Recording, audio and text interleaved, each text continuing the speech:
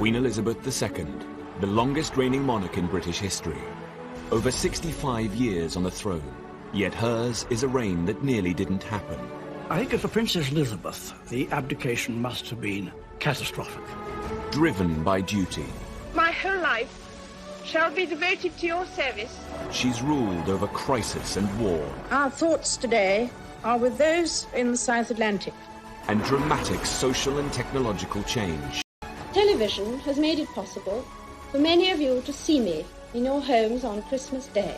She's seen over 12 prime ministers come and go. The Queen has a very sharp mind. She's endured the breakup of the empire and the creation of her beloved Commonwealth. The Queen had an instinct. Of what the new Commonwealth was about. Throughout it all, she's been a steadying presence. Yet the most famous woman in the world remains mysterious. This is the inside story, as told by her closest friends and advisors. I think the Queen is basically a very shy person. She's very humble, actually. She's a wonderful mimic. I mean, she's really, really funny. It's hard to imagine a world without her. She has done her job bloody well. Elizabeth, the wife, the mother, the Queen.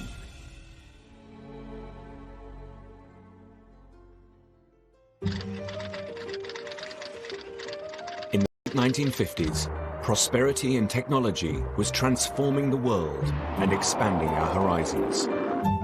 All over Britain, people were embracing new possibilities and moving with the times. Meanwhile, the monarchy seemed stuck in the past. My husband and I... The Queen still moved in an insular world, laden with old-fashioned tradition and formality. She needed to change. People were beginning to question not the monarchy itself, but the way it was presented, the way it was maintained, the form it was taking. And it needed to be sort of brought up to date. The Queen is, by instinct, conservative with a small c. She accepts that change must come, but wishes to be quite certain it's necessary before she goes along with it. The palace wrestled with the issue of how to show the Queen in a more modern light. And a solution seemed to present itself in the cutting-edge medium of television. 4 years previously, the young Queen had been reluctant to let it into her coronation. But by 1957, television had become universal, and its influence over our lives inescapable. We all had television, and we all loved it. We discussed what was on, and, it was a completely different world, and it changed overnight. The Queen had little choice but to fight her natural instincts and embrace the technology. It was decided her team were it well. Happy Christmas. The Queen described it as nerve-wracking, but she was in good hands, and she was in her own setting, and they moved the furniture around a bit. It must have been quite daunting, because you don't know how you're going to react. And there's not much you can do about it if it comes out badly. The broadcast was produced by the BBC's Peter Dimmock. My father had asked the Queen if she would use a teleprompter, but she declined because she felt it was much more natural when she was speaking to the nation to speak to them directly without using one. Prince Philip was very much holding her hand in throughout all of this. The Queen was rather nervous, and Prince Philip must also have known that she was rather nervous. He stood behind the camera and made encouraging faces at her, not ridiculous faces, which encouraged her to relax and to smile.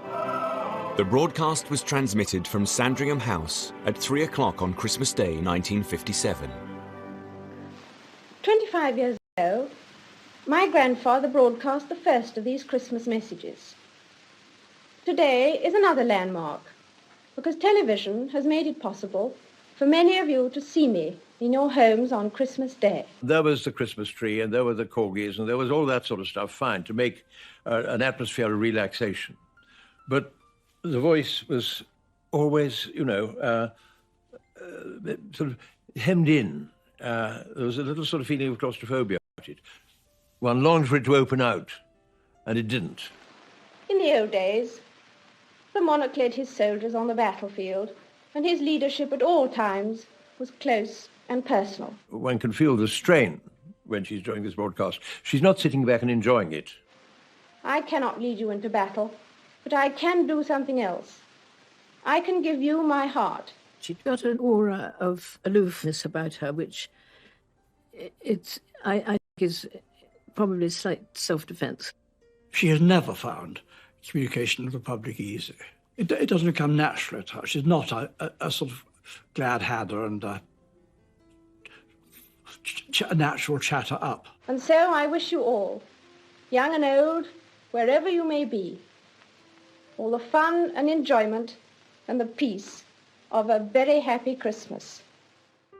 Rather than make the Queen appear current, the broadcast had emphasized the feeling that the Queen was remote and out of touch. The palace's plan to show a more modern Queen had backfired. And that wasn't all. In the same year, the Queen's general manner had come under fire in a very pointed magazine article. Personality conveyed by the utterances which are put into her mouth, and a recent candidate for confirmation.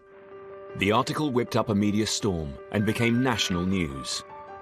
The cutting words had been written by Lord Altrincham, a pillar of the establishment.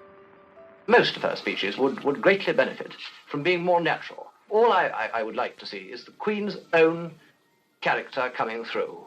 The effect will be terrific. The effect at the moment is, frankly, not terrific. The magazine article caused massive outrage from royalists. Lord Altrincham became a figure of hate and was physically attacked on camera. But in society at large, a less deferential attitude towards the monarchy was emerging. If the court is wrong, or if the setup is wrong, or if the functioning of the monarchy is wrong, you have no choice, much as you may dislike having to do it, you have no choice but to criticize the boss. In the 1960s, television was emerging as a powerful tool to reach out to people, but its effect could be unpredictable, especially for a woman who was so naturally shy. It was a lesson the Queen would not forget in a hurry. The 1960s was a defining decade for Britain. It began to free itself from the shackles of conservatism and embrace the new era of individuality and freedom. The stiff and cautious Christmas broadcast had revealed the gulf between Queen and country. Happy Christmas. It was a concern thrown into stark relief by the very modern behaviour of the Queen's younger sister. Princess Margaret and her closest friends seemed to revel in the changing times. Princess Margaret was the height of fashion, the most exciting, glamorous person in the royal family, without doubt. Dazzling person. If she hadn't been a princess, she would have been on stage. We dressed her up as Brunhilde and Mae West. She was a wonderful Mae West. Some of the things she did, rather boring, actually. And so it was a relief for her to let her hair down. The Queen was always more, of course, soberly dressed. She's a very, very serious person. She and Princess Margaret are totally different characters. Couldn't be more different, really. Nor could their choice of husbands have been more different. The Queen picked a minor royal with military experience. Princess Margaret's fiancé, on the other hand, was most irregular. Tony Armstrong-Jones was a middle-class photographer. We thought there must be some mistake. Usually they married either royal people or maybe cousins, people from the higher aristocracy, not just a commoner. Princess Margaret's ease in embracing the new decade made her extremely popular. Well, it was sort of beginning of the 60s when everything changed totally. Made it more liberated, let's say that. That was the beginning of it all, really. Tony Armstrong-Jones's modernity would prove useful to the Queen in the years to come. But in the early 1960s, Princess Margaret and her husband were a reminder of what Elizabeth could never be. Elizabeth bore the burden of being Queen and restricted by royal protocol. She had a much more precarious balancing act to negotiate. Changing of times must be a challenge for any part of the establishment. God, if it gets really out of date and out of touch, then it ceases to be relevant. And in the not so distant future, it will cease to exist. A trendy monarch, I think, would be a horrifying concept for her. But a monarch completely out of touch who didn't notice that things were changing would be as disastrous. While the Queen was considered out of touch at home, it was a different story on the global stage. The Commonwealth had always been hugely important to her. In her role as its head, the Queen was unhindered by centuries of tradition and protocol. Here she found it easier to focus on the future rather than the past. The Queen has always been at the progressive, encouraging edge of the modern Commonwealth as a voluntary association, in sharp contrast rather more outdated attitudes of some in the British political scene. Including her Prime Minister, Harold Macmillan. Harold Macmillan may have talked about the winds of change. She knew they were blowing.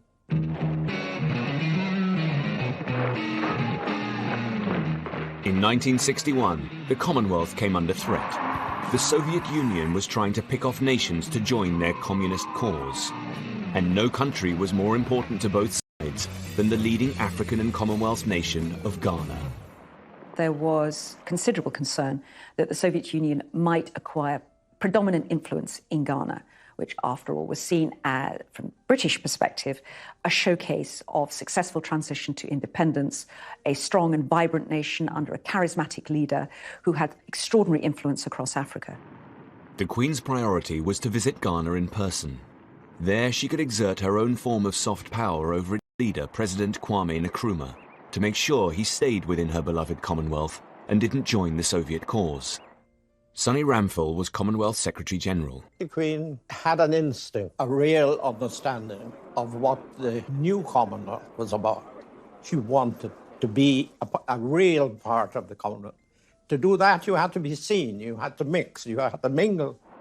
But just weeks before the Queen's visit, violent opposition and unrest was brewing in Ghana. The Queen was due, and the idea was to prevent her coming and to say that the country was unstable. He was adamant she must go. Macmillan wrote in his diary at the time, "She is impatient of the attitude towards her to treat her as a woman, a film star or mascot. She has indeed the heart and stomach of a man. She loves her duty and means to be a queen and not a puppet." The Queen's determination forced the government to concede. The whole of Ghana was lit by her coming. On November the 9th, 1961, the Queen arrived in Ghana. 50,000 Ghanaians were at the airport, led by President Nkrumah. There was, of course, the Ghana Army. Put up an impressive parade. It was big. Up to that point, she'd been a mythical figure to me. My father was invited to the reception of the Queen in our regional capital. It had the biggest crowd he'd ever seen. My father said Kwame Nkrumah himself was carrying the umbrella behind the Queen. This old man then said, yes, now I see what she really is. She's not a chief. She is the chief of chiefs.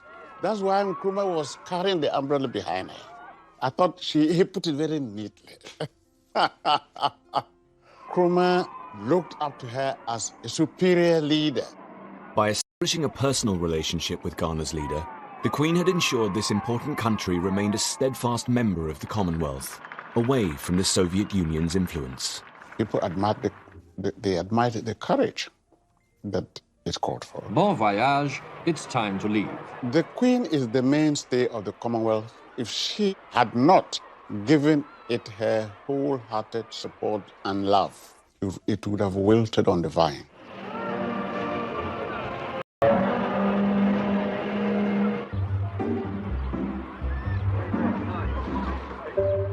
Back at home, the Queen found herself ruling a country undergoing its own political upheaval. Throughout her reign, she'd held weekly audiences with her prime ministers, and so far they'd been conservative and aristocratic. Then, in 1964, after 13 years of Tory rule, Harold Wilson had led the Labour Party to victory. Her new prime minister was a socialist, a Yorkshireman from an ordinary middle-class family. How would the Queen fare with her first Labour Prime Minister? They had a good deal in common, and I think that while it began with him being quite shy, indeed he asked if he could bring his family, his two sons, with him when he was first appointed as Prime Minister to the actual ceremony. Far from that being a drawback, they were grown up. It was an advantage. The Queen has always loved family, and that meant that Harold and she had an immediate basis for, as it were, having a relationship of additional 20 minutes, which is all you get if you're an unpopular Prime Minister with the Queen, actually moved towards nearly an hour. And both the Queen and the Prime Minister hugely valued that. My father turned up on one occasion for an audience and found that the Queen was with the very young Prince Edward and was teaching him how to rub his chest and pat his head at the same time. So my father was brought in on the exercise and was asked to join in. The Queen is well known to speak in a fairly direct way. She can be quite down to earth in the way she speaks. Harold was also quite a direct man who spoke the language of where he came from, which was Yorkshire. And that was another bond. Harold Wilson was able to provide the Queen with a useful insight into her people and her country. I think the Queen found it very interesting that my father had come from a much more normal background than some of his predecessors as Prime Minister. And I think the Queen found it useful to talk to him about how normal people, ordinary people lived. The Queen enjoyed Wilson's company, despite their social differences.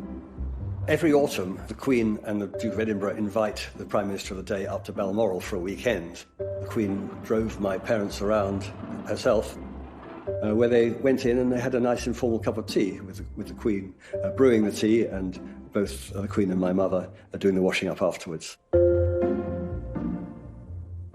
Once when Harold Wilson was staying at Balmoral, they were on the moor together and the rain came down and they got soaked and they were photographed. And the Queen gave him a photograph showing the two of them soaked on the moor together. And he loved it, he treasured it, he put it in his wallet and he carried it around with him until he died. This close relationship with Wilson had a growing influence on the Queen, and it helped her in the process of developing a more modern monarchy. He always spoke of the Queen with great respect, but also in terms that were human. He was a key figure in his relationship with the Queen in the gradual evolution of the monarchy into what one might call a democratic head of state, which the Queen has very carefully been, regardless of the party of the person who happens to be Prime Minister. The Queen was taking steps in the struggle to become modern. The close personal relationship she built with leaders both at home and abroad helped her keep up with the changing times. And these relationships would be particularly important when the Queen's most trusted mentor passed away. As the 1960s progressed, the Queen distanced herself from being the traditional untouchable sovereign. She started to emerge as a fairer and more approachable monarch. Nowhere was this more evident than at the funeral of wartime hero Sir Winston Churchill. He had been her first Prime Minister, her mentor, and her friend. Churchill, Knight of the Garter, Order of Merit, Companion of Honor. The coffin is borne by a bearer party from the Brigade of Guards. With the Royal Air Force escort, it will now be drawn by a Royal Naval gun crew to St. Paul's. Sir Nicholas Soames, Churchill's grandson, was at the funeral. My grandfather unreservedly worshipped. He loved the Queen. He really loved her. He'd been a figure in her life since she was a child, since she was a very small child, all her life, really. And then he was her first Prime Minister. The procession starts when Big Ben strikes 10:15. I was 16. I walked in the procession with my father and my younger brother, Jeremy. You see the male members of the family walking, small, sad. The Queen was obviously very sad and very moved by his death, and also a tremendous reminder of her father and what they'd been through together in the war. It was the end of an era. This funeral was a very special funeral. It was a state funeral, and the leaders from all over the world came. State funerals are usually only staged for monarchs, so one for the Prime Minister would be a rare chance for the Queen to publicly pay her respects. Yes, it was a strange sensation. He's gone. Something has stopped. Anthony Mather was head of the bearer party that carried Churchill's coffin.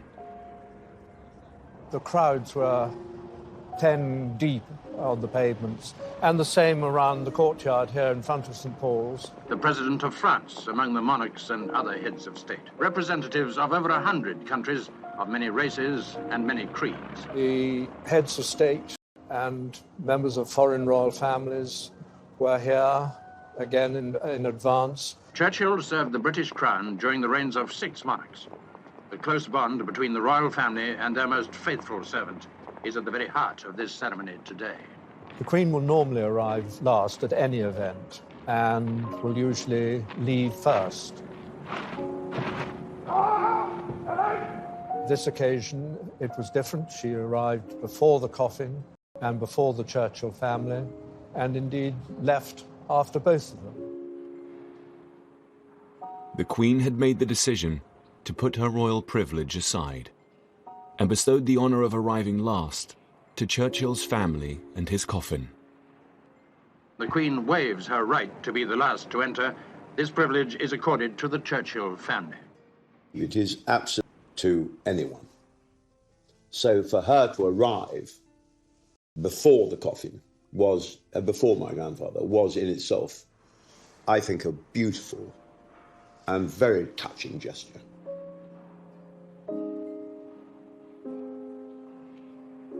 Churchill's funeral had shown the Queen could dispense with royal protocols on special occasions. Yet some traditions the Queen held on to more tightly, and she could be formidable in her protection of them. Even the humble postage stamp. When anti-monarchist Tony Benn became Postmaster General, he launched an appeal for a new set of stamp designs.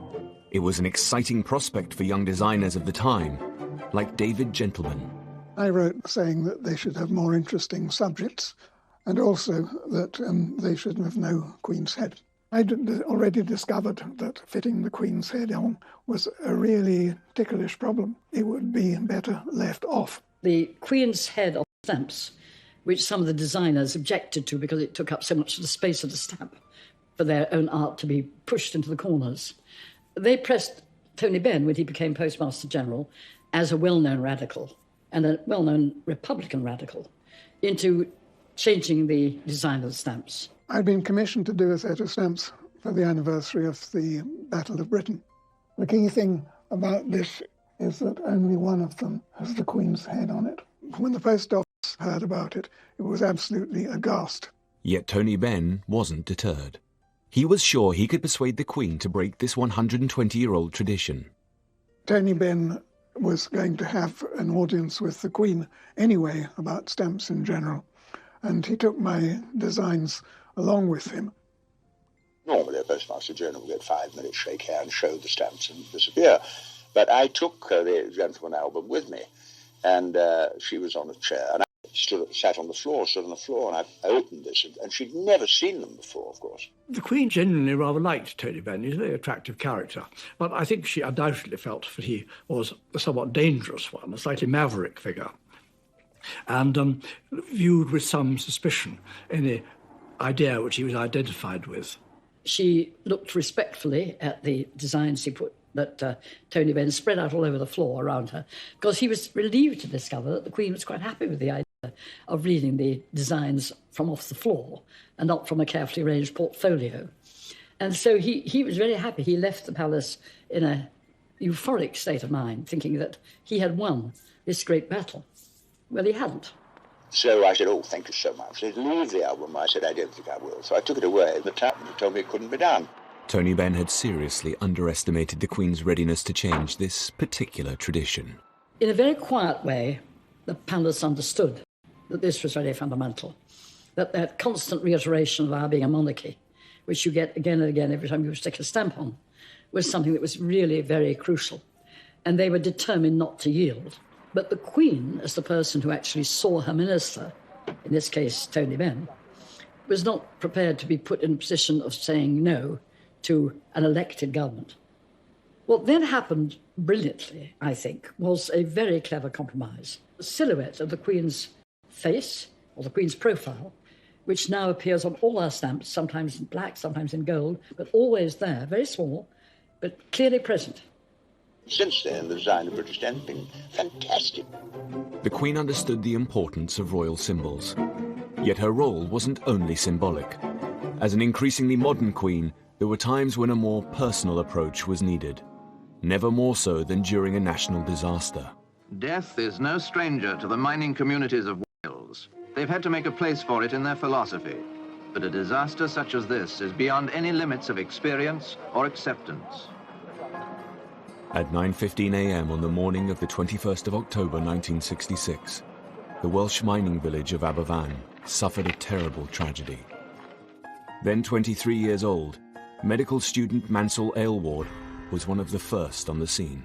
I arrived in Aberfan just before 10 o'clock. All I could see was these huge waves of what looked like lava. You know, when you see a volcano erupting and there's slow but not hot, cold stuff coming down the side of the mountain with large stones in the middle. A catastrophic landslide had destroyed the village and engulfed a school. Mansell's own relatives were among those they hoped to find alive. They'd be digging and somebody would blow a whistle or shout and everything would stop. And there'd be silence. We were waiting to see if we could hear anything. A shout went out that they'd made a cavity into one of the classrooms. So I got in and we expected, therefore, we will find people who are alive. But when I got in there, that was the thing that affected me for a long, long time afterwards, you know.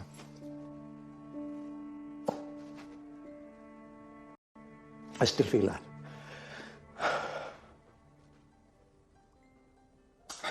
Rows of dead children sitting in the desks. I don't want to go into any great detail because I know, and to make matters more emotional, their teacher was in front of them, dead, with his arms out, you know, trying to protect them.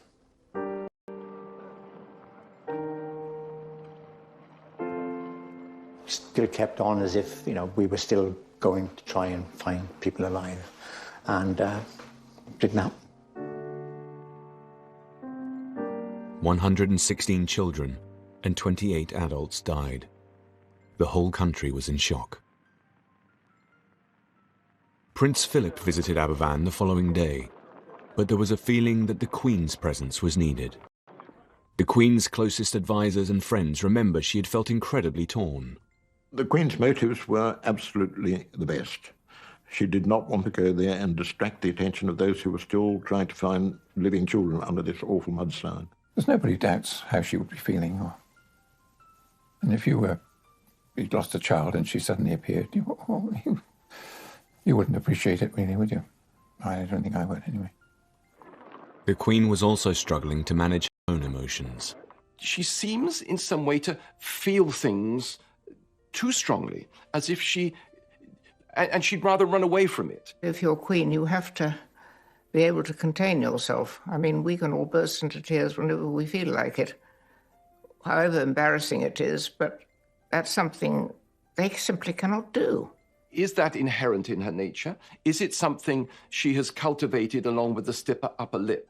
We know that she has talked to friends about her words being inadequate in a really tragic situation like that. It must be impossible. I don't know how they do it, frankly, because they have emotions like we all do. It must be very, very hard. 8 days after the disaster, the Queen visited the destroyed village. Mansell's cousin had died in the school, and he had just attended the funeral.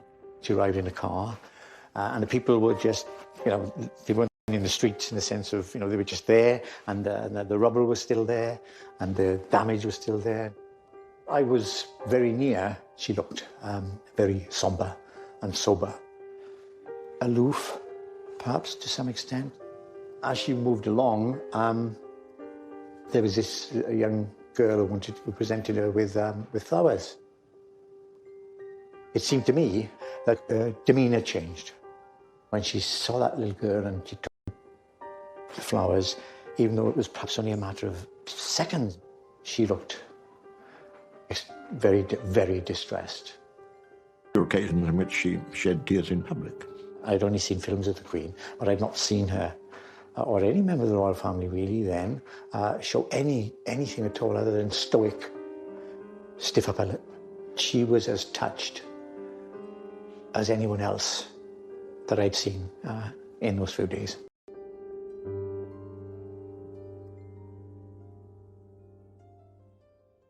I think she felt in hindsight that she might have gone there a little earlier.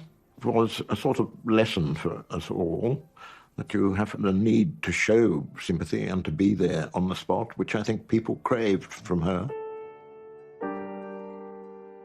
Showing her human side at Aberfan had made the Queen seem less remote. more open monarchy was going to be the way forward. Although the Queen had shown that on occasion she could connect with her people, her public image still remained largely formal and conservative. It was an impression her advisors became determined to change. And by the late 1960s, it became clear to most of them that their most powerful tool would be the press. Well, Richard Colville was the first press secretary that the Queen had. And I think it's probably true to say that he and the press didn't always altogether get on. In fact, we always used to call him the abominable no man because he said no to everything that was suggested. He saw his job, I think, as keeping the media at bay a bit on behalf of the Queen. This was not really good at a time when things were changing in society. The monarchy's like justice. It's not only got to be done, it's to be seen to be done. In 1968, the Queen replaced Commander Colville with an Australian, William Heseltine, a risk-taker who would transform the Queen's image. Well, thank you very much. That's a flattering sort of thing to say. I was a little bit more sympathetic to the media and their wish to know a little bit more about the Queen and Prince Philip as people. It was certainly my own feeling that there was room to move a little bit more towards the idea of access and the presentation of the Queen and members of her family as warm human beings. Heseltine proposed the Queen be subject of observational documentary. It was considered a radical idea. For the first time ever, the private life of the sovereign would be documented and shared with the country. You wish we haven't let the puppies out here, sir? Yes, try. Yes, try. No, we must. Mummy, my puppy. Well, we'll see if she's allowed out in the snow. Cameraman Peter Bartlett filmed the off-duty Queen and her family for almost a year. Right from the start, there were absolutely no restrictions. Nobody ever told me to say, you're too close, come away, don't stand there, don't do this.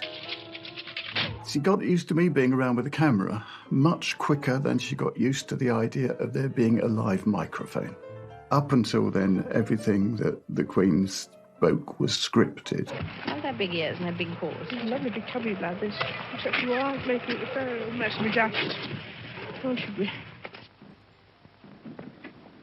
I don't think Prince Philip liked it very much. He approved in theory of the project, but when it came to the actual experience of having these people about him, he was a little impatient about it. But the Queen was wonderful about it. We filmed all sorts of things. One of them was the Queen taking Prince Edward into the village in Balmoral to buy an ice cream. We got into the shop, got the ice cream, but the Queen doesn't carry any money. I'm here to tell you, she still owes me £5. These were real, living, breathing human beings, and they were a family. And that's something we saw time and time and time again.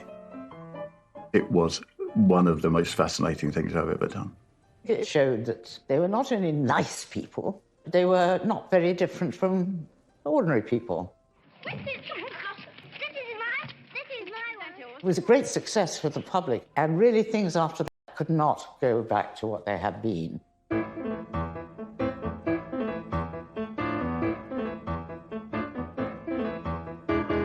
But the documentary was not a great success with the old guard of royalists. With monarchs, you want to feel there's a mystique, there's a mystery, there's something above all that, you know. And I don't necessarily want to see them barbecuing sausages. Or flicking away mosquitoes. That's not what monarchs do. I mean, I know they do, but if you see what I mean, they don't. And so I was really against the film, and I don't think it was a good idea. And looking back on it, I still don't think it was a good idea. I was never allowed to forget it.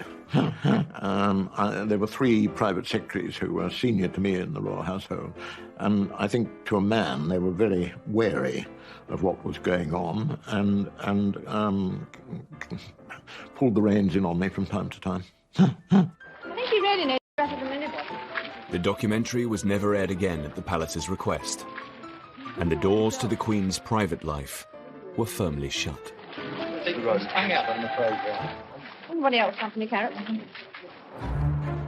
Later that same year, Elizabeth would try a different approach, one which would ensure a more accessible Queen but retain an element of mystique, a style that embraced modernity but didn't dispose of all royal tradition, and it would be put to the years ago, when Edward I said at Carnarvon, "I give to you a prince."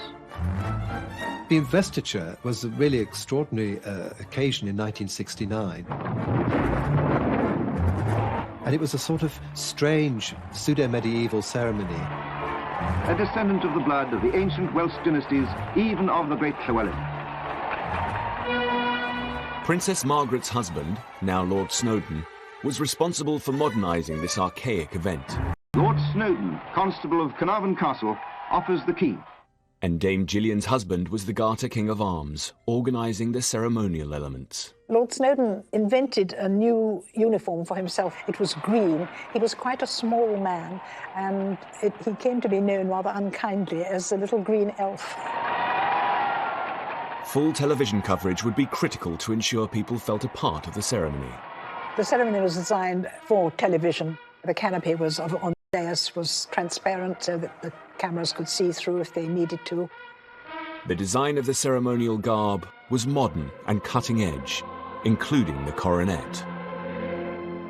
Lord Snowdon wanted something that was different and younger and sparkier, and so this crown has got spikes sticking up, and it just isn't, it's just different. I've never seen it worn again. I don't know if it ever will be.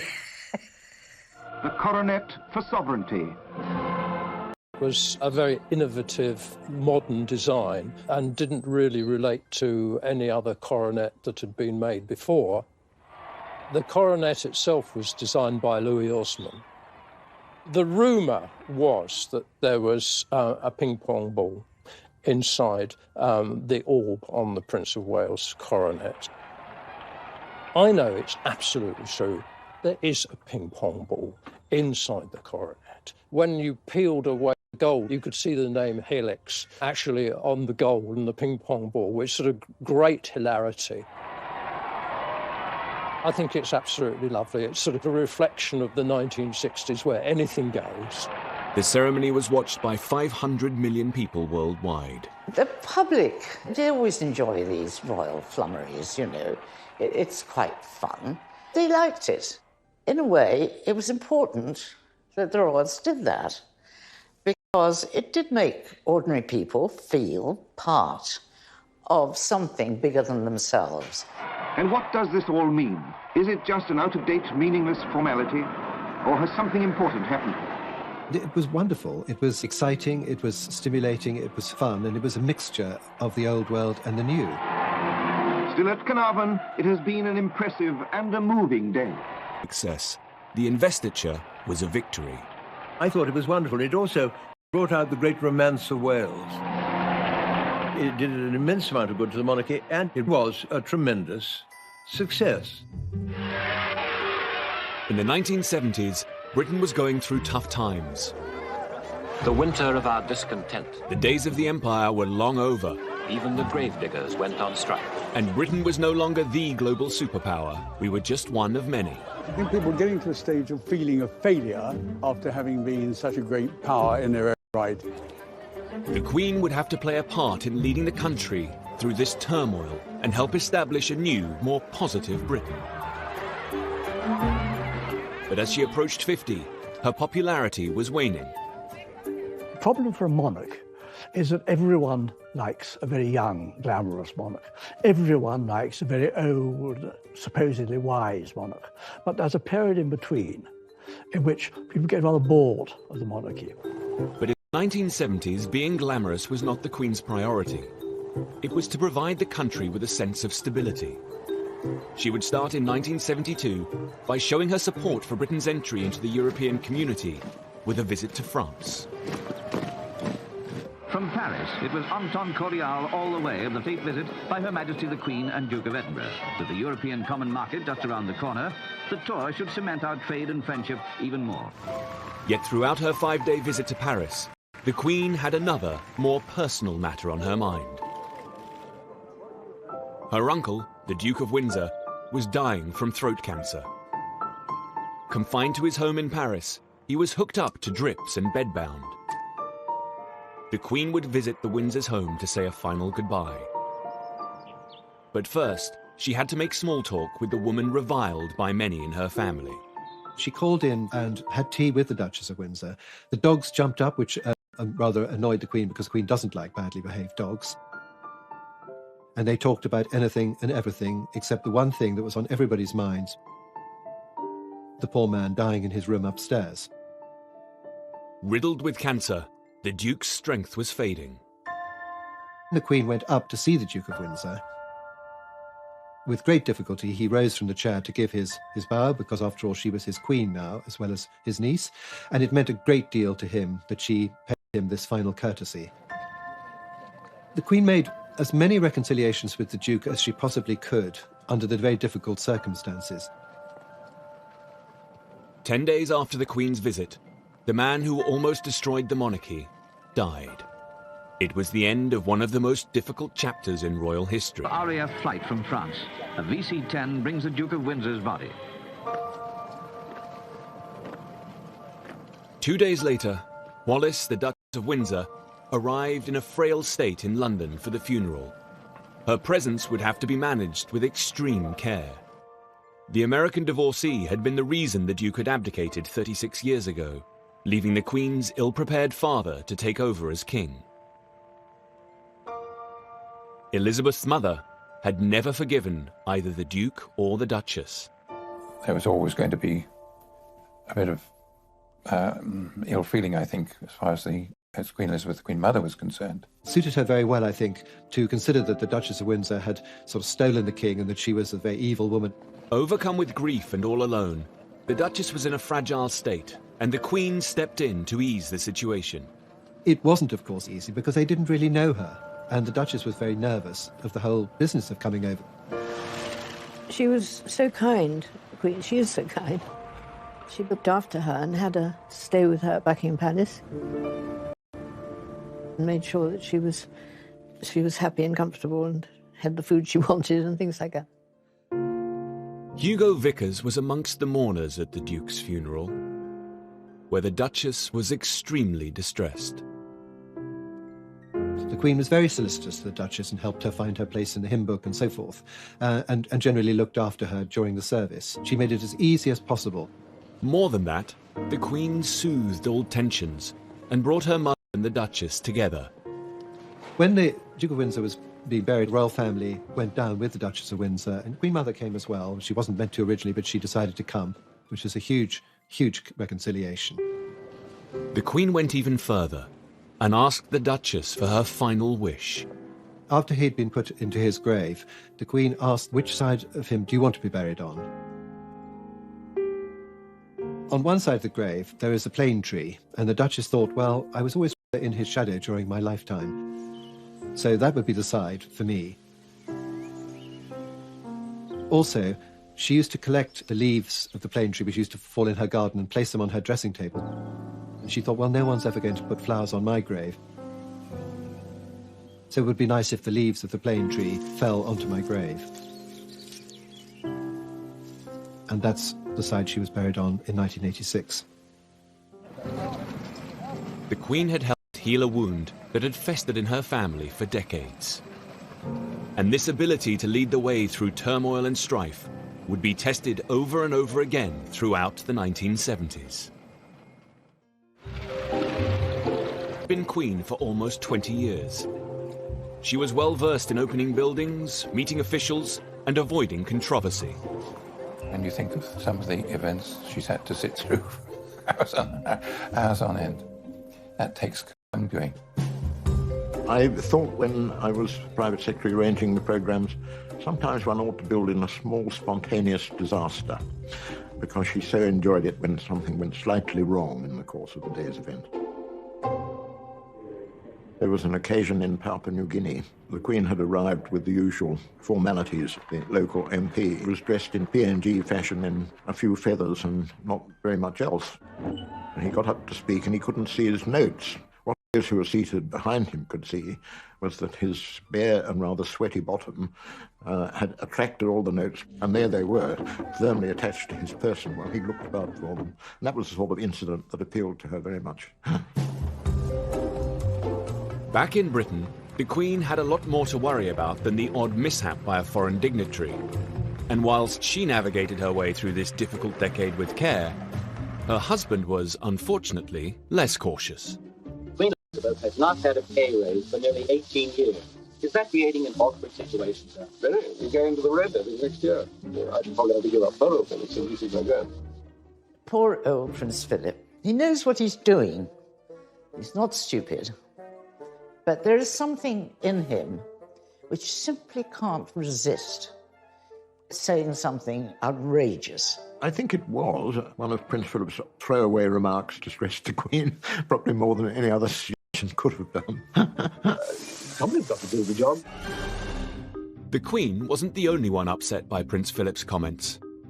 His reference to royal hardship was met by public furore. When Prince Philip comes along and says he'll have to engage in the supreme hardship of doing without his polo, it really is more than I can bear. In contrast to the rest of the country, there was a feeling that the Queen had it all. In 1971, Britain's housing was dilapidated, yet the Queen enjoyed living in a choice of 5 grand homes. Jobs were lost and companies went bust, while the Queen travelled the world in private jets and boats. People particularly disliked the royal train. Funded by the taxpayer, it was seen as an expensive luxury. Mr. Mellis, how long have you been the royal chef on the train? Over 12 years. How many trips is that?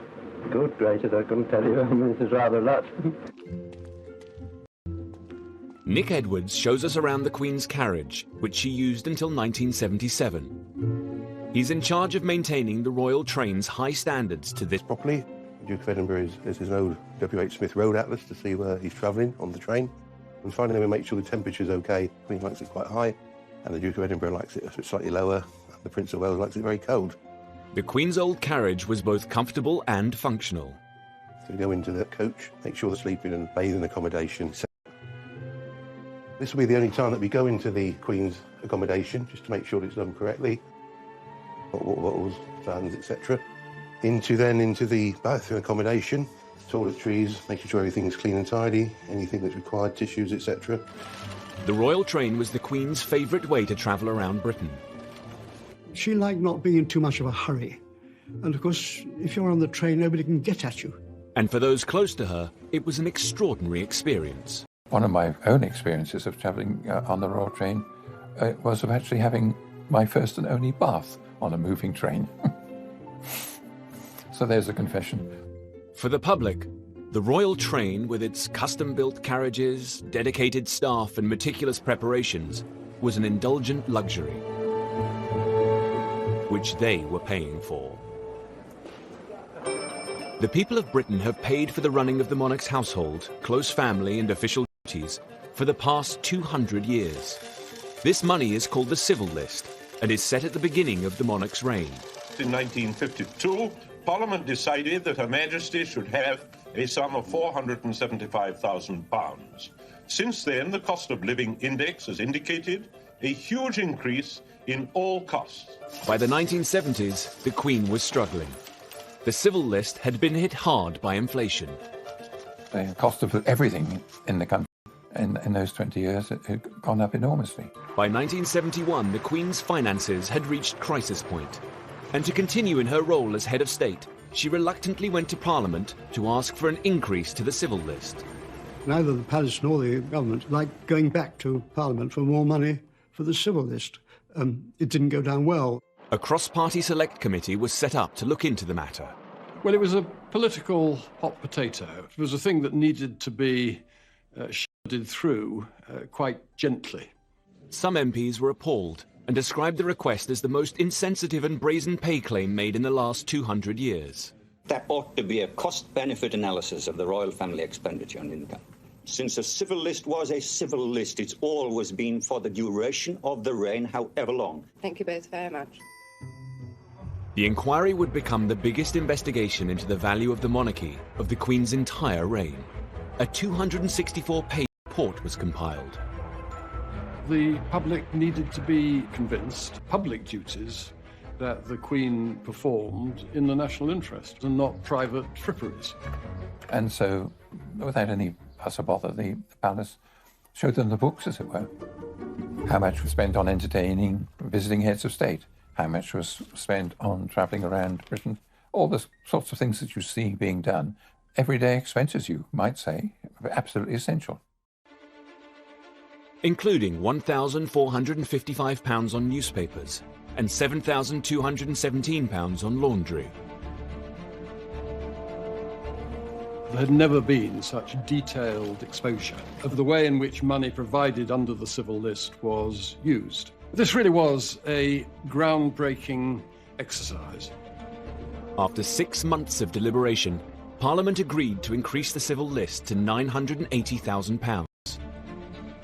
But not before questioning whether the Queen's mother, husband, daughter, cousin and sister also gave value for money. One person in particular was hotly debated. Some people criticised Princess Margaret and felt that the money taxpayers' money that went was more than was necessary for her public duties. The suggestion that Margaret stop receiving funds sent shockwaves through the family. The idea of Princess Margaret, say, the Queen's own sister, getting struck off the civil list was certainly totally unacceptable to the Queen, and a Louis XIV moment when she just stamped her foot and said, "Margaret's my sister." No, the Queen stuck by her. The Queen won this battle, and Margaret remained on the civil list. Elizabeth was fiercely protective of her younger sister.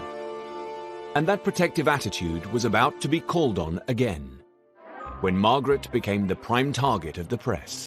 In the 60s, the readers would want total respect and gushiness about how radiant the Queen was looking. And the only thing that the press secretary did was hand out descriptions of what the Queen was wearing, as if we were blind.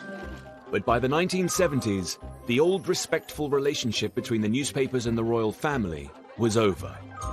The hard times of the early 70s extended to Fleet Street. The newspapers were fighting each other for survival. It was dog eat dog, and into this situation comes Rupert Murdoch. Murdoch had bought the Sun newspaper and led the way in setting the tone of the new style of tabloid press. Murdoch, of course, changed everything. And one of the things that he specialised in was being cheeky to the royals. And everybody loves gossip. He just saw how royal stories could sell newspapers, just as he exposed women on page 3. The new hunger for scandal and gossip served only to exacerbate a difficult situation in Princess Margaret's private life. 10 years after she had married photographer Lord Snowdon, their relationship was on the rocks, and Fleet Street was awash with tales of extramarital affairs. People knew all about the rumours of her having affairs, and it was partly because she looked like a woman who'd be having affairs. But there is always denial. What did she say about the rumors? We didn't talk about that at all. Not at all.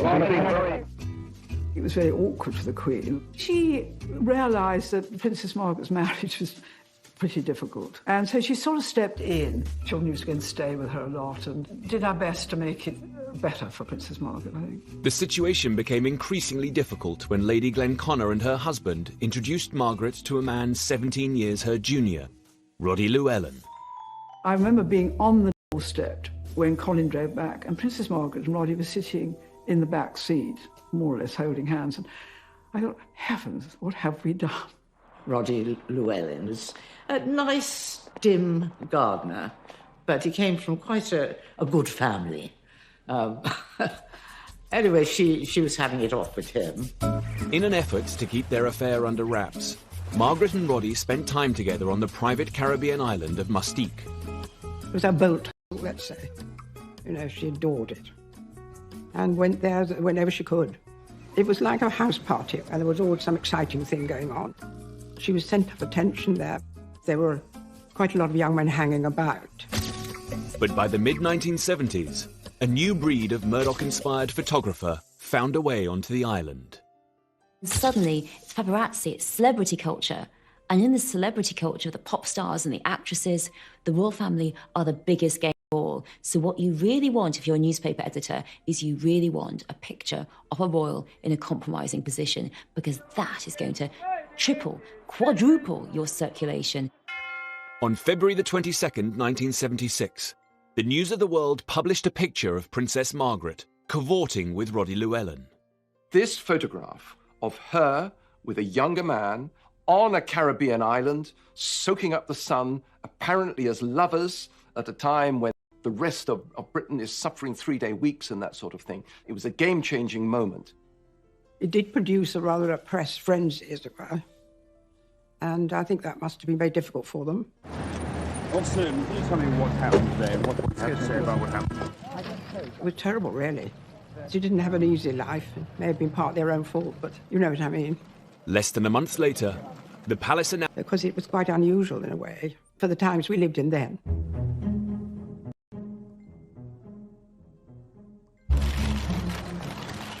Princess Margaret's love life had been a matter of distress for the royal family right back to the 50s. The royals did not get divorced. The royals were perfect. The royals didn't have marital problems. They were the fairy tale. That was the idea. And affairs and divorces and being exposed, scandal in the newspapers, it pretty much brought them down to everyone else's level. The fact that there was a divorce did change a lot of things, because if you remember, people who were divorced weren't allowed to, go to the garden party. They weren't allowed into various bits of royal ascot. You weren't allowed as a divorcee near the royals. Well, of course, when the Queen's sister divorces, so they had to forget about all that. It changed a lot of protocol. Divorce from the early years has been the bugbear of the Queen's reign, from the abdication through Margaret. Yet the Queen was torn. Margaret's happiness was also very important to her. It was difficult for the Queen, and I felt rather guilty always, having introduced Roddy to Princess Margaret. But after Princess Margaret's funeral, the Queen, she said, I would just like to say, Anna, it was rather difficult moments, but I thank you so much introducing Princess Margaret to Roddy, because he made her really happy. Margaret's love life shattered the image of a stable and loyal royal family. And that, combined with the outcry over the Queen's finances, was making this the Queen's rockiest decade yet. In the 1970s, Britain was in desperate need of stability, which the monarchy was struggling to provide. Now, as the decade progressed, Queen Elizabeth turned her mind to offering the country a more certain future, and she hoped that her heir, Prince Charles, could help. The solution that the royals, that the politicians, that the courtiers have to all the royal problems, to all the problems of the 70s, is that Charles needs to get married. And this is about stability, it's about keeping the generations going. Well, Prince Charles had made himself a bit of a hostage to fortune because he had speculated that about 30 would be quite a good time to be getting married. The Queen was anxious about who he was going to marry. And so the search began to find Charles a suitable wife. And any mother's concern is that they're going to pick somebody who's going to make them happy or to make each other happy. Yet Elizabeth wasn't only a mother. She was the Queen. She would want the future king to show restraint and not develop the womanizing reputation that had dogged both her uncle and great-grandfather. As a man about town, a playboy, lots of girlfriends, having girls, not settling down. Because everyone knew that the prince was incredibly sought after. He was very marriageable. Any amount of girls would be keen to go out with him. It wasn't always easy for Charles. Partly because his great-uncle and mentor was very specific about the kind of woman Charles should be courting. Lord Mountbatten was a very mischievous man. He would set up plots to get Charles to marry who Lord Mountbatten wanted. He did have this problem that she had to be a virgin. You couldn't have the next Princess of Wales to have had any sexual experience whatsoever. And I said to Mountbatten, you're mad. This is the 70s. There cannot be a virgin in the land. I said, honestly, I mean, are you going to have tests? The palace fear was that if she wasn't a virgin, there would be forever scores of ex-lovers, coming out, and generally making it all rather sad and tacky. And virginity wasn't the only problem in finding Charles a wife. Some suitable girls, they didn't want to be queen. They had an experience of life as Charles's girlfriend, being followed by the press, their outfits being talked about, their appearance being criticised, and they thought, actually, I don't want this for myself. I'm buying my own lunch. The new media had created an insatiable hunger for gossip, and interest in Prince Charles's love life became a global phenomenon. Almost every working day of the 5 years I was at the palace, we had a call from somebody asking us, who is Prince Charles going to marry? Telling us, would we comment on so-and-so? There was this absolutely unending interest. There's obviously going to be particular attention to the heir to the throne. Wherever he went, whatever he did, there's going to be a camera or somebody to pick up something he might have said, or going to somebody, did he say this? There's always a picture of him. And even in Australia, when he came out of the sea, there was a girl chasing him and trying to kiss him. It never stopped. Much to the palace's disappointment, the 1970s came and went without even an engagement. Not least because Charles was prone to falling for women that he legally could not wed. He said to the Queen Mother one day, he said, you know, Granny, it's awful. I keep falling in love with Roman Catholics. and she said, oh, darling, do be careful.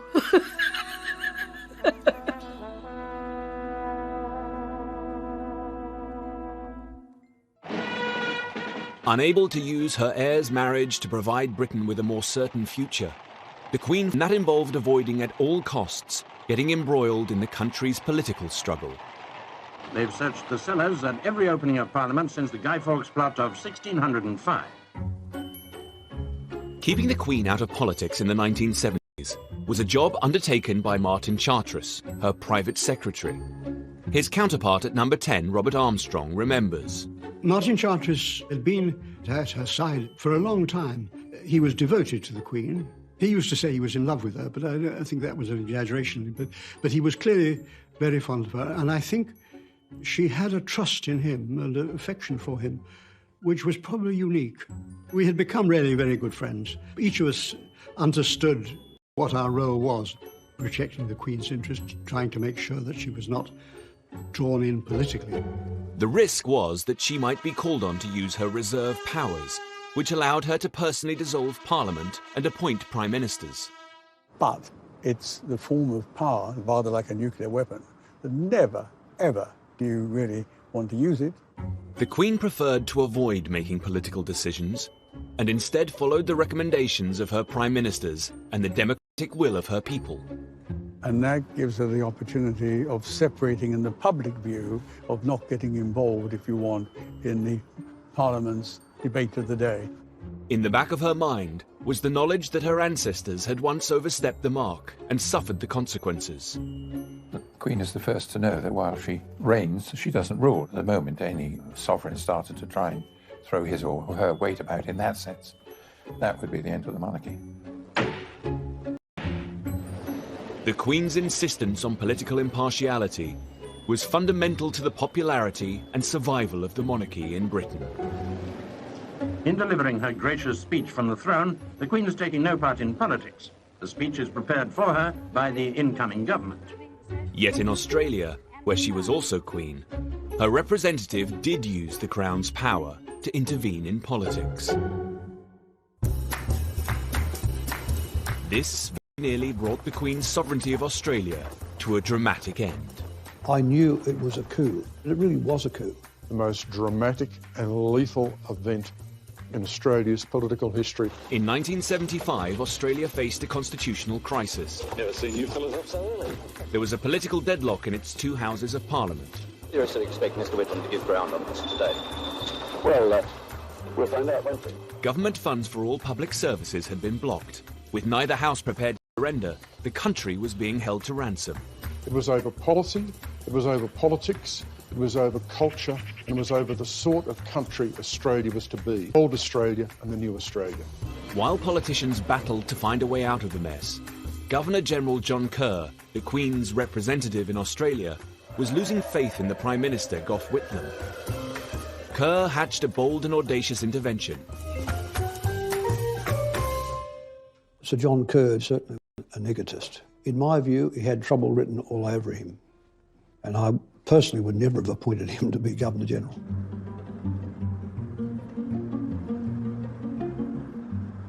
This is the Prime Minister's office. Mid-morning on the 11th of November 1975, Gough Whitlam, sitting at that desk, rang Government House, spoke to the Governor-General, Sir John Kerr, informed the Governor-General that he wanted an appointment to resolve the crisis. Meanwhile, on the other side of the lake, at Government House, Kerr's plans have reached a very advanced stage to sack the Prime Minister. The documents are all being prepared. This is a constitutional ambush. I was with Gough Whitlam and Kerr the last time they saw each other in a happy way, and they were having a great old time, guffawing and laughing. There was no warning for Whitlam. Kerr broke all the conventions. Whitlam goes to Government House. Kerr, on the table in the study, has face down the dismissal letter. Kerr hands Whitlam the letter and gives Whitlam the greatest shock of his political life, the body blow that terminates his prime ministership, not at the hands of the people, but at the hands of the Governor-General through use of the Crown's powers. Kerr had personally sacked Whitlam and appointed a man he believed could solve the crisis, opposition leader Malcolm Fraser. It was as unthinkable as the Queen firing the British Prime Minister on the spot. Paul Keating was the youngest member of Gough Whitlam's cabinet at the time. And I said to Whitlam, we should lock Kerr up. We should arrest him and lock him up. Well, may we say, God save the Queen. Because nothing will save the Governor-General. A call was made to Buckingham Palace. David Smith, the Governor-General's official secretary, said, I'm ringing to tell you that the Governor-General has just dismissed Mr. Whitlam as Prime Minister. Oh, I said, what did you say? He certainly gave the Queen no notice of what he was intending to do to resolve the situation until it had actually happened. Kerr's actions had been completely at odds with the Queen's desire to stay out of politics.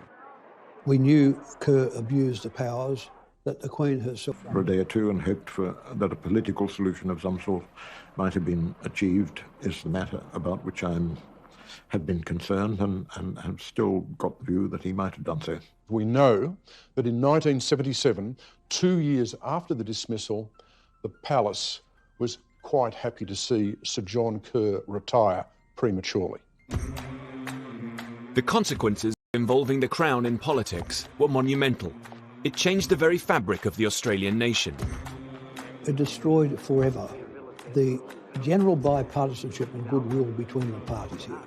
And to this day, public life in Australia is disfigured by that event. The dismissal lit the fire of republicanism. Keating never forgot it, he never forgave Kerr, and always, close to his heart, harboured the idea of an Australian republic. The Australian Prime Minister flew the Republican flag. The Australian crisis proved that using the Crown's powers to meddle in politics would fundamentally threaten the Queen's position, whether in Australia or in Britain. Members of the Senate, pray be seated. It was an episode the Queen would never forget.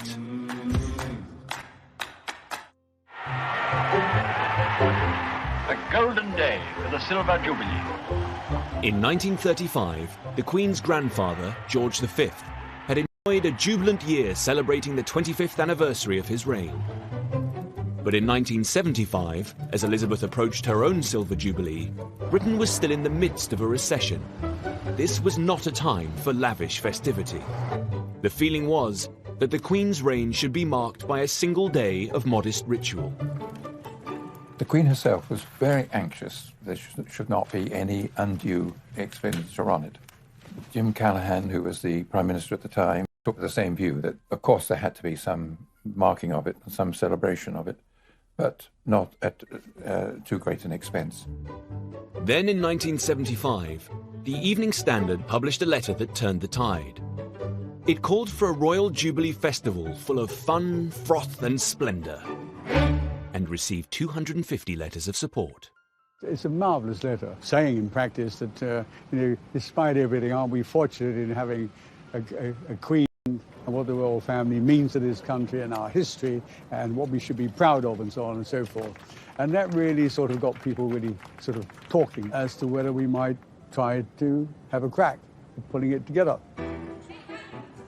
The Silver Jubilee could be an opportunity, to get Britain out of the doldrums, bring people together and unite them across their differences. 2 days later it was official. The country was going to celebrate, but not at the cost of the taxpayer. In those days, many of our biggest companies were headed by people who'd served in the last war and had a great feeling, obviously, for the defence of the realm and indeed, of course, for the role of the Queen. So the head of a company would sort of say immediately on the phone, great idea, we're behind you, with pleasure, and we'll send you over a cheque. Within about 48 hours, I realised I was on a home run.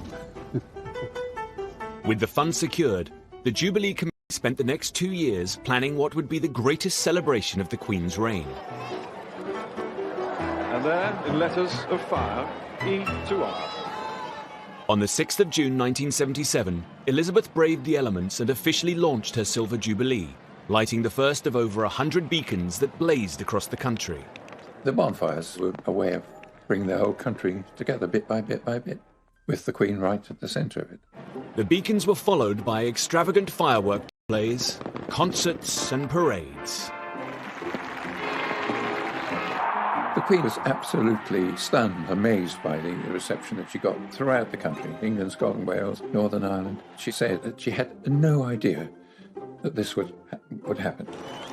When she smiles, it's extraordinary. She has a most amazing smile, which lifts everybody.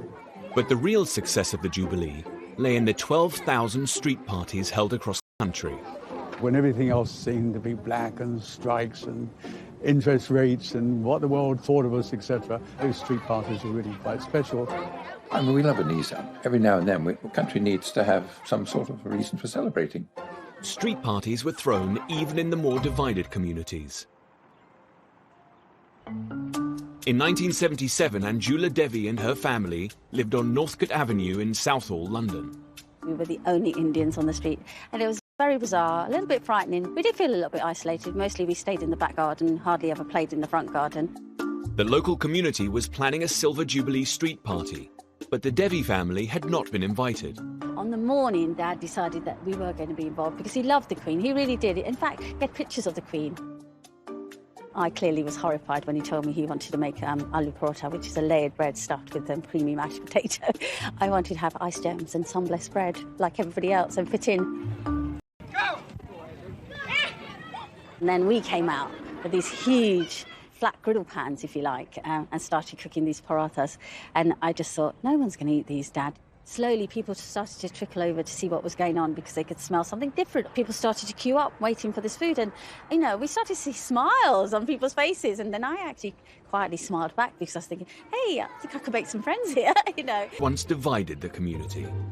It brought people together who before never stepped into our front garden and never really spoke to us.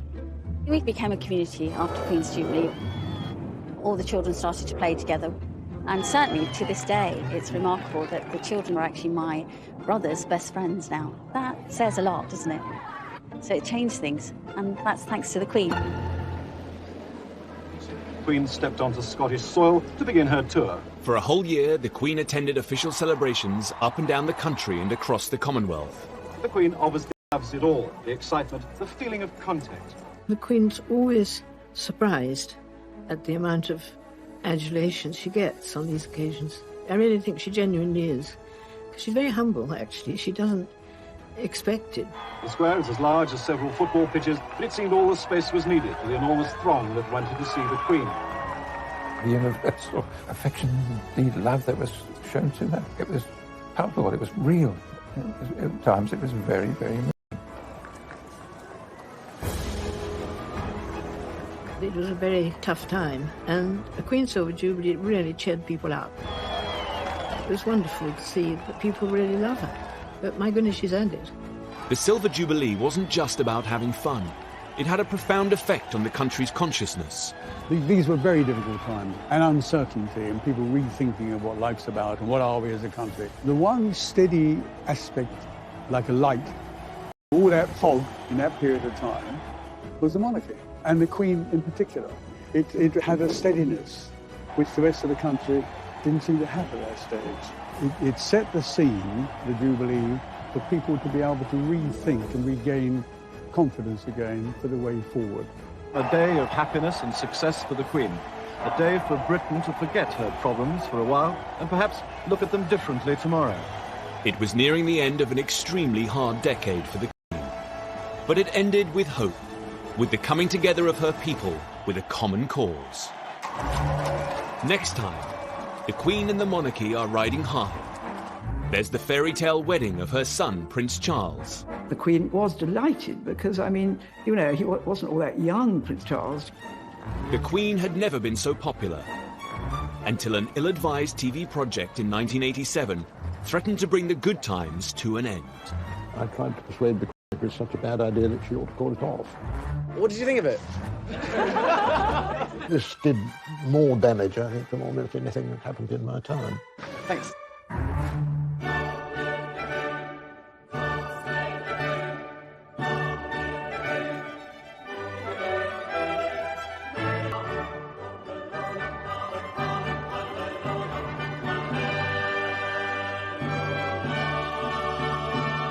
Brought up to date.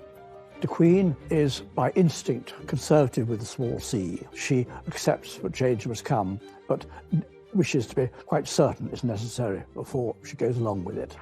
The palace wrestled with the issue of how to show the Queen in a more modern light, and a solution seemed to present itself in the cutting-edge medium of television. 4 years previously, the young Queen had been reluctant to let it into her coronation, but by 1957, television had become universal, and its influence over our lives inescapable. We all had television, and we all loved it. We discussed what was on, and, it was a completely different world, and it changed overnight. The Queen had little choice but to fight her natural instincts and embrace the technology. It was decided her team were it well. Happy Christmas. The Queen described it as nerve-wracking, but she was in good hands, and she was in her own setting, and they moved the furniture around a bit. It must have been quite daunting, because you don't know how you're going to react, and there's not much you can do about it if it comes out badly. The broadcast was produced by the BBC's Peter Dimmock. My father had asked the Queen if she would use a teleprompter, but she declined because she felt it was much more natural when she was speaking to the nation to speak to them directly without using one. Prince Philip was very much holding her hand in throughout all of this. The Queen was rather nervous, and Prince Philip must also have known that she was rather nervous. He stood behind the camera and made encouraging faces at her, not ridiculous faces, which encouraged her to relax and to smile. The broadcast was transmitted from Sandringham House at 3 o'clock on Christmas Day, 1957. 25 years ago, my grandfather broadcast the first of these Christmas messages. Today is another landmark, because television has made it possible for many of you to see me in your homes on Christmas Day. There was the Christmas tree, and there were the corgis, and there was all that